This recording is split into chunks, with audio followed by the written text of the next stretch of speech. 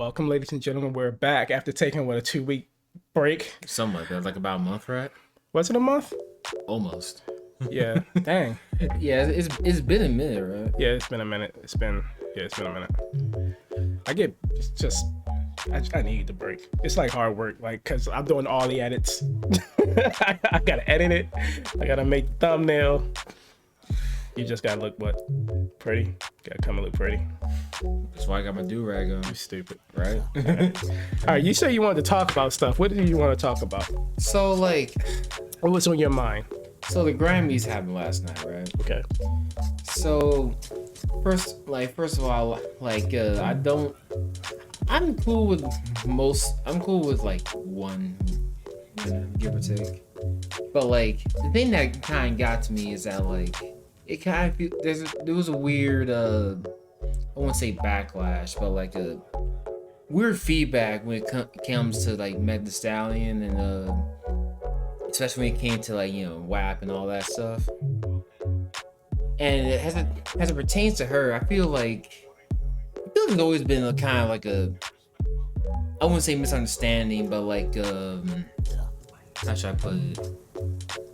Like, people go out of their way to be surprised at like the stuff she does, but like if you looked her up at all, you would know she does that.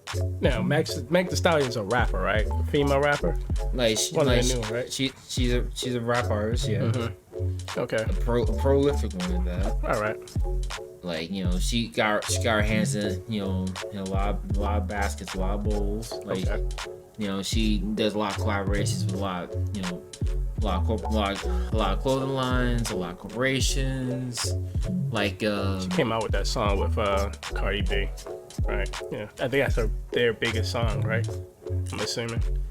I don't even think that's like the biggest song for Cardi B. I think it's just like that's just one of the things to be doing. That's just how like on the ball they are. Okay. Like they're. Now you're saying they're having that there's some sort of issue with Meg Thee Stallion now? No, it's just the fact that like people are like, oh, think of the children. Okay. But like, if you looked her up at all, gotcha, you would know what she's about. In the same instance, that like if you look at something if you look at a radar movie, and be like, man, you know what? Little Timmy will love this movie. And then watch the movie and be like, that was not okay for kids at all. I just feel like every single generation has to have that person that, that you kind of like point to. Because like Meg Thee Stallion isn't the first raunchy rapper. Not even in this decade. But yeah. I mean, I can name a bunch. Trina. Well, she's not that raunchy, but Lil' Kim, Cardi B, Nicki Minaj for a long while. Nicki Minaj, yeah, even though Nicki Minaj isn't really that raunchy, she's more like she's like braggadocious, but yeah, like but yeah, I just don't see. I mean, I guess that kind of goes with the territory. You gotta have the people that just dislike your work. I mean, it feels disingenuous though, because like it's when you like just knowing what the artist is and knowing what the art is and not researching it, that's the onus is on you.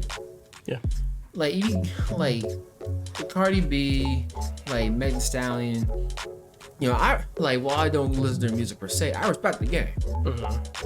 Because they were able to, now they're able to do it up. They topped the charts. Like Cardi B, I want to say she topped the charts like good 5 times, 6. Yeah. Meg Thee Stallion like 4 herself. In very recent years, like it's like they up there. But like the fact of the matter is that people go out of their way to be like, oh, think of the children, please. This is not meant for young eyes and young ears. Clutching pearls. Yeah, I'm like, if you looked them up for a half second, you would know this. It's the same way you'd be like, man, that Metallica, that's good. That's some quality music. Metallica go hard, and they do. But like, they're gonna but if you don't look up what they're about, then you're blindsided by it. You'd be like, oh, Metallica's too much. What's your favorite Metallica song? Ooh. um, the whole, almost the, like the whole of Master of Puppets as an entity, like the entire album, like that's like up there. But Enter Sandman is my favorite song. Sandman. Followed by All Nightmare Long. All Nightmare. That's like the only good song out of Death Magnetic. But then there's Master of Puppets. That's just. I would have to go with The Unforgiven 2. You never heard that one, have you? And I actually can play it on the guitar. Ooh. And You got the tabs down and everything? yeah, I got the tabs down and everything. Got it. Okay. Yep. And wherever I may roam. What's your favorite album? My favorite, probably their second Metallica. You know, named after. Yeah. Oh, Black Album? Yeah. Hey.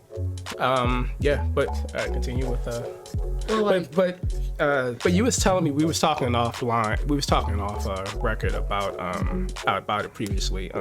But Meg Thee Stallion also has.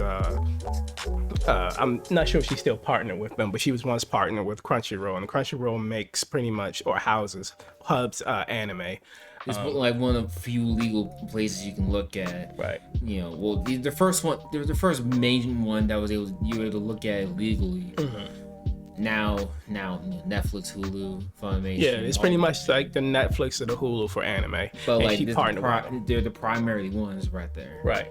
And like she did a partnership with them, but then there's a whole thing from anime fans like, what does she have to do with anime? Because Crunchyroll shouted her out because she won her awards for the Grammy. Yeah, and like all on Twitter today, or well as of this recording today, you would see that like, oh, people were like, oh, she like, I don't like rap, but like, okay, cool, but she's not about what she has to do with anime. Stuff like that. Yeah, but like my whole thing was that if you wanted to go, I guess with that argument, I guess if the argument that I was telling you about was, that they could have used was, if they partnered with somebody else and they didn't shout them out for their accomplishments, right? But that's not what they did, right? They did something else. See, the thing that gets me about like that whole idea, that whole training process, is the fact that like on one hand it feels anti-black, even if it isn't, it has that feel about it, because like I don't like you wouldn't feel that this same approach if like a Japanese band had the same thing. That didn't do they never did anime opening, but like they're just. I think people would be okay because how I think like if Lupe, because the thing is I think that a lot of people just don't like her crassness. Like again, she's the successor of the Little Kims and the raunchy rap. You know what I mean? But so like what they find that distasteful and they want it gone. But then what kills me right? with that is that's that what I'm getting. I'm just. And I feel you on that. Like I can definitely feel you with the clutch and pearls thing, like children. But like then there's guys that are anime fans, but like if you're an anime fan or anime, even just a casual one, you're not taking the moral high ground in anything, bro. I'm sorry. If you're a big anime fan, you'll go out of your way to recommend an anime to somebody. Then it's equal breath be like, I want to see Meg Thee Stallion. That's cap. Because there's a plethora of anime that we all watch, or we all at least have an idea of watching, that I would not show, to my mom. I will not show to my peoples. And it feels disingenuous. Like it really does, and I can't really vibe with it, Yeah. Especially when it comes to like, with the Meg Thee Stallion idea, thought process, because people would say that, and then in the anime in the same idea, like in the same day type of deal. Right. So like, what was actually the issue here? you nod your head. You want like you want to talk about. That's how dumb it is. I'm just like, But you already know me. Like, if you don't like something, don't support it. Like, if you don't like that Crunchyroll is allied with Meg Thee Stallion, you don't have to give your money to Crunchyroll. it's like there's actually alternatives, but like people want to be mad about stuff. But like it's Most anime are manga first, right? Manga Most. is like the book. Anime would be adaptation. Manga would be like the book version of it. You can always go and get the books, order them, right? Bookwalkers and good example. But of course, you're gonna probably be missing out on the live action or the animated action, which is pretty much the reason why you go and watch the anime, so you can see, if you didn't watch Naruto, if you just read all the mangas and you just didn't watch any of the anime adaptations, you missed out on like some good fight scenes, right? But at the same time, like there's a whole thing with the manga where like if you're getting the manga, then there's a whole thing with the paneling, with the page layouts, all like stuff like that, how pages flow, Right. and like this is something that happens with comics too. But with manga, because you have to read in a different way, it puts it in a different perspective. Because they're doing in reverse Z motion as they turn the page. Now you're like, okay, so you're following your eyes like this, and then when you turn the page, okay. That's why Dragon Ball is considered to be like pinnacle manga, not just because it's one of the first shonens to do it like good, because the page layout and the clarity of it is so pristine that like it's actually unmatched. It's almost unmatched to a point where that like the page layout that Akira Toriyama made can be taught in schools.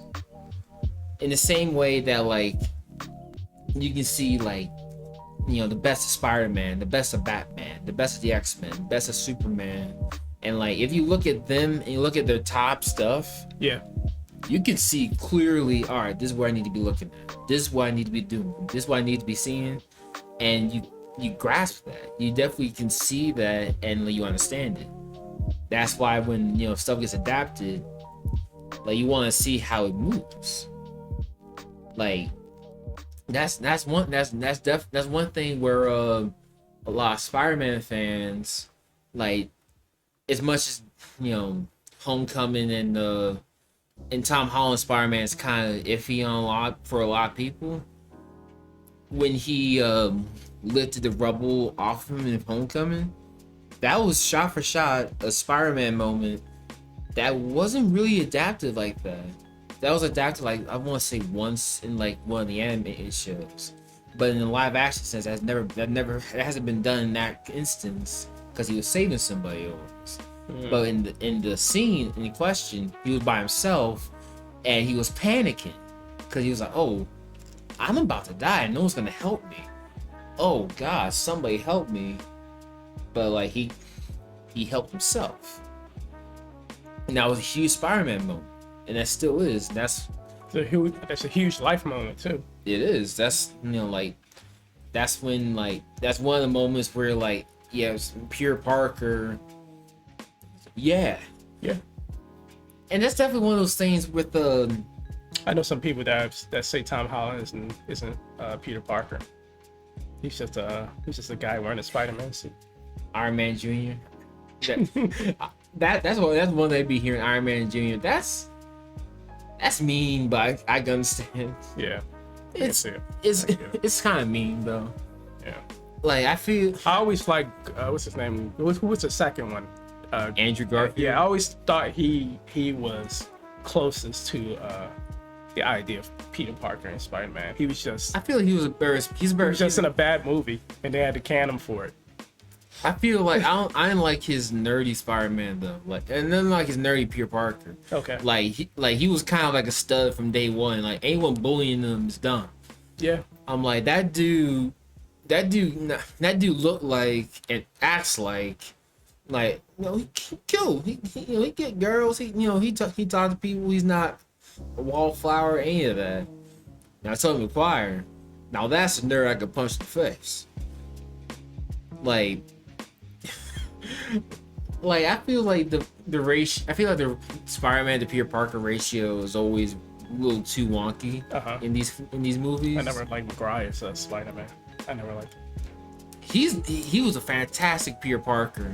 Just because he's that good of a Peter Parker, his Spider-Man feels like weird. Yeah, the Spider-Man wasn't funny. Like, there's only like 2 jokes he made, and they weren't funny. They were just like, oh, well, he definitely did that thing. Yeah. Tom Holland's is hilarious, but because he's so intrinsically intertwined with Iron Man, it feels weird. Yeah.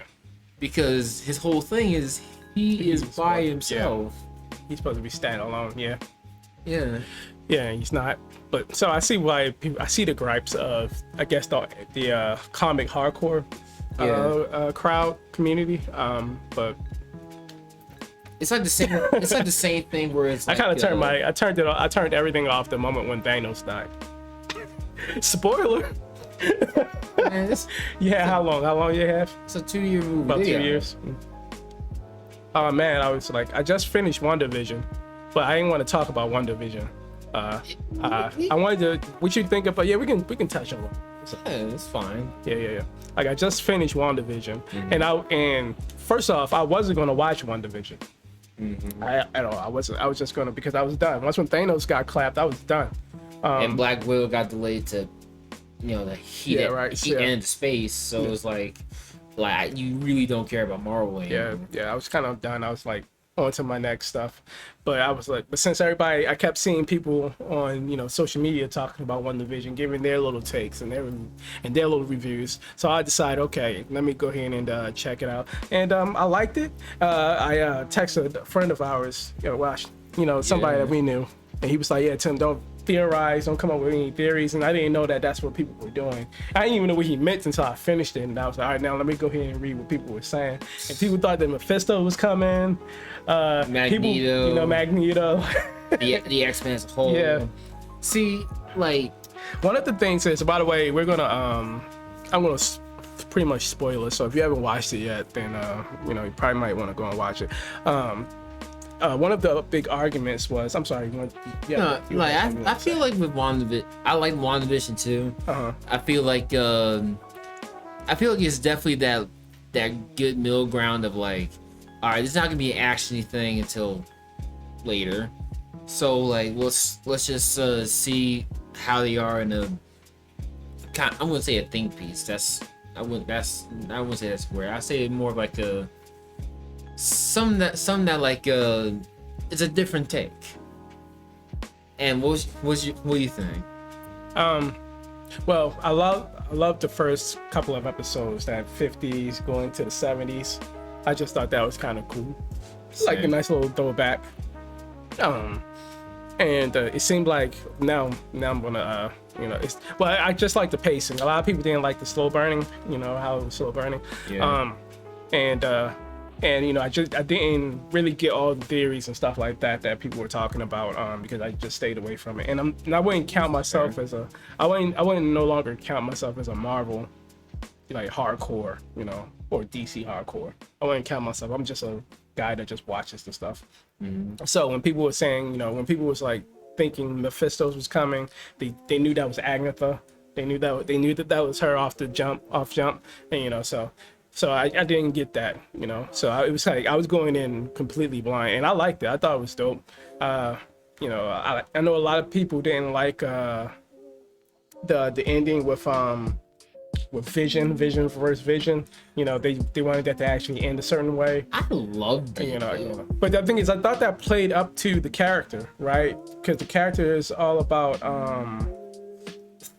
reason. Like he's all about thinking. Right. He's about thinking and stuff. Cause he's an AI with access to almost every database possible. Yeah, right. So like, of course, like my best suit isn't to fight, it's to talk it out. Yeah. So that Boethius argument is probably one of my favorite Marvel moments. Yeah. because he was like, so you know about the ship of Theseus, right? Mm-hmm. Of course. Yeah. Yeah. And they had a nice little discussion. It was like, so if you take away all the boards from and replace the boat, is it still the same boat? I mean, I would say yes. And then it was like, does he also say what if somebody took the stuff that was replaced, like the stuff they took out, and made another boat? Would that now be Theseus? he's like, well, maybe. You know, yeah. They like, maybe we are in some way both vision.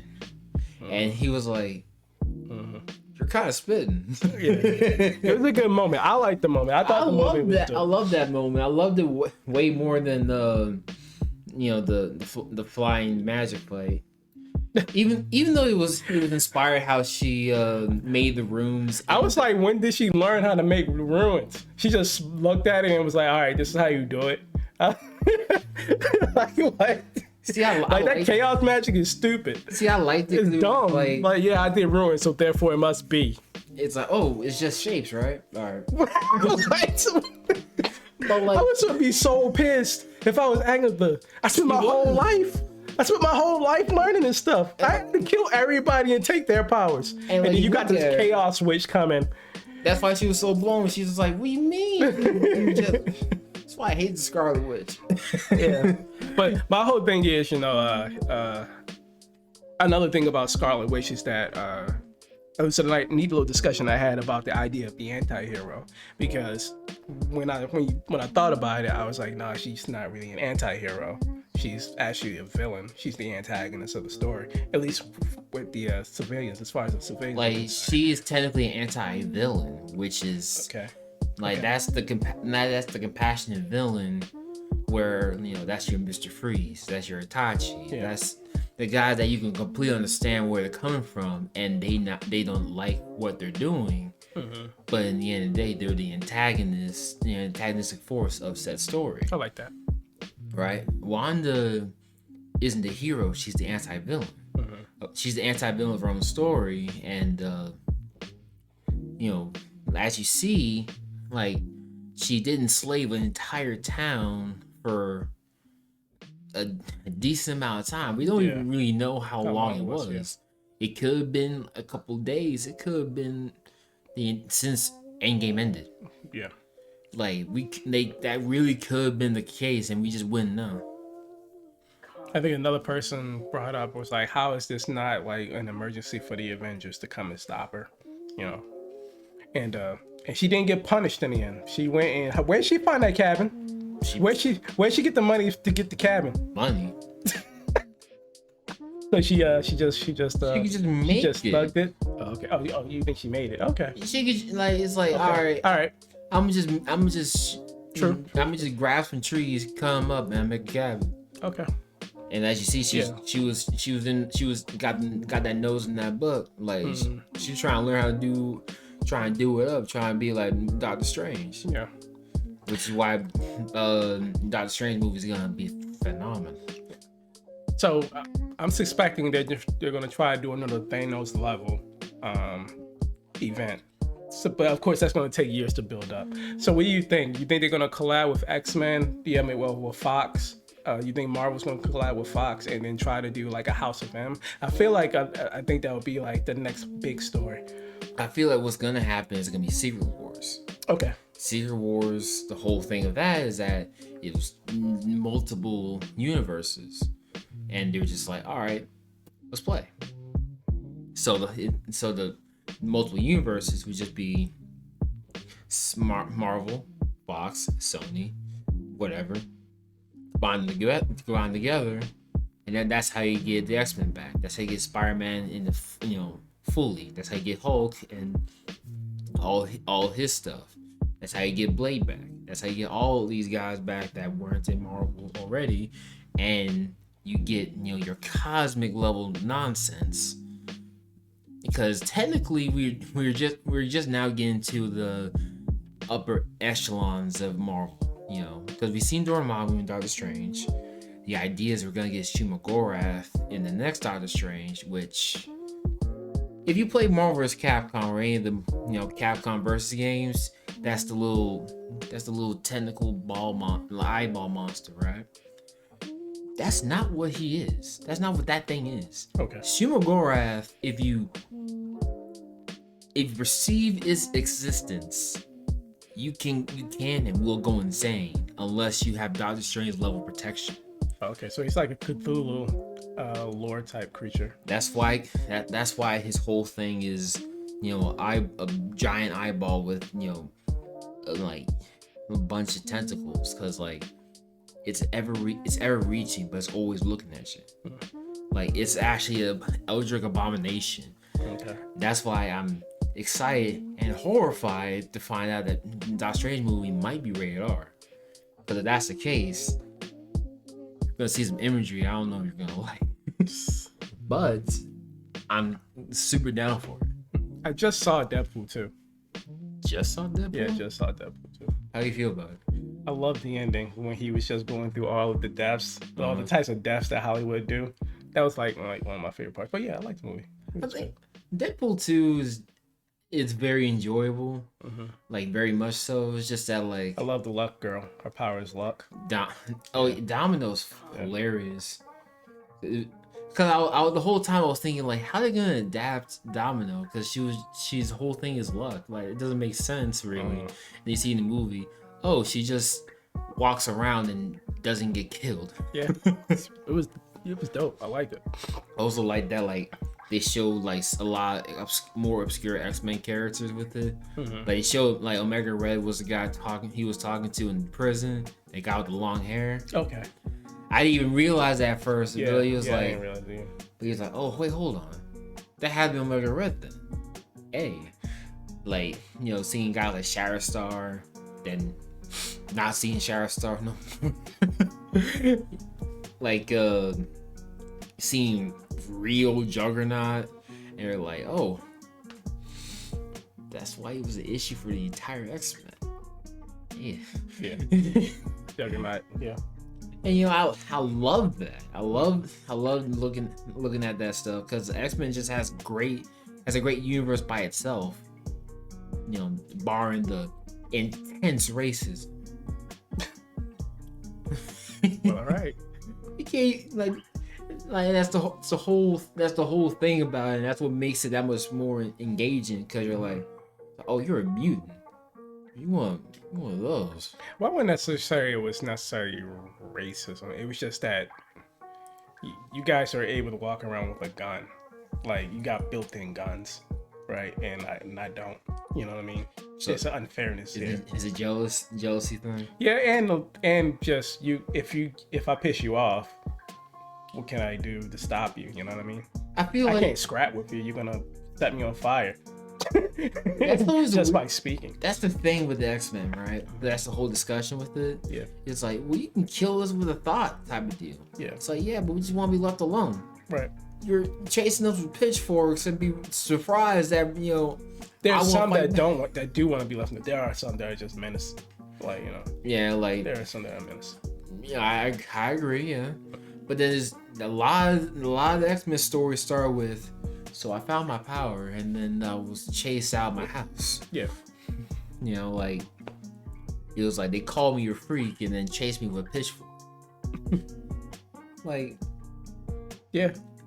That's why the current X-Men they self-actualized almost everybody, because they basically got to a point. The story I'm talking about is like House and Powers of X, right? Basically, Professor Xavier, through a series of events, decided to be like, you know what? No, I'm sick of this. I'm gonna do things his way now. And he points to Magneto. He's just like, oh, you see my side. And like they start. Yeah, he's walking now, right? Like he's walking now. He has Cerebro on almost permanently, and he's working with Magneto. This is scary. But here's the thing, right? Okay. Like it's basically like if they just started to work together in both ways, right? They're full on help the mutant race prosper and disregard the human race. Like the human, like we don't like human race don't matter to us no more. We're on. like if you mess with us, you die, but we're not gonna mess with you. Like straight like that. Like Straight like that. Like arrows in the sand. You cross here, you end up at the sand. Okay. And what's cool about that is that like they found a system for every mutant to prosper. Like, so to the point where Magneto can finally chill out. He doesn't have to wear the helmet all the time because he's not an enemy of Professor X no more. Professor X and Xavier and Magneto finally get a chance to finally chill out and let Cyclops, Jean Grey, and Emma Frost all of them do work their stuff. Like work their stuff, because now they got it now. They can finally beat the the grandpas they've been trying to beat for almost a century now. Especially Magneto. That man needed a break. He needed a break. Like, I mean, he started his own planet, right? He's like basically right for them. Basically had Gundam colony. It didn't work. And like, see that right there, he had full Gundam colony outside in space, and still humans found a way to mess with it. And and that was the whole story in itself. He was like, he just grabbed the nuke. He was like, "Told y'all, just to leave me alone. Y'all just refuse to leave me alone. But if I do something, I'm the bad guy. I hate y'all." Hate it here. But yeah, I'm just, man, like, I feel like X-Men's like the most interesting part of Marvel, and they always have been, because like you can always make something new with X-Men, because like, oh, this new kid got power and his power is kind of ridiculous. Mm-hmm. So let's talk about it. And that's a whole thing in itself. Yeah. Man, speaking of Gundam, I told you I started like, getting into Gundam proper, right? Right. And let me tell you, the old Gundam, like the classic, is crusty. And we would talk about that next week. It's a half an hour, bro. Now you trying to edit an hour. We would talk about Gundam and more anime next week. I wanted to talk about AOT, Attack on Titan. All right, but we're gonna save all that next week. All right. Thank you guys for tuning in and listening. If you like what you heard about Meg Thee Stallion, leave comments below. Tell us your ideas about that whole situation with Crunchyroll, Meg Thee Stallion, and how she's depicted. Do you like her? Is she your favorite rapper? What else did we talk about? We talked about Marvel. WandaVision. Tell us how you like the show. Tell us current like upcoming MCU stuff. Like, how you feel about Winter Soldier and Falcon? Yeah. I'm ready for Winter Soldier. That's gonna be hilarious. Yeah. We didn't talk about that 4-hour movie. In Justice League. But yeah, I guess we'll do that next week. We'll talk about all that next week. All right, you guys. If you like what you heard, please comment, rate, share, and subscribe. Hit that bell notification so you know the next time that I'm posting. I am also on Twitch. I will leave it in the description box below so you can see me play some games. I probably might play this Saturday.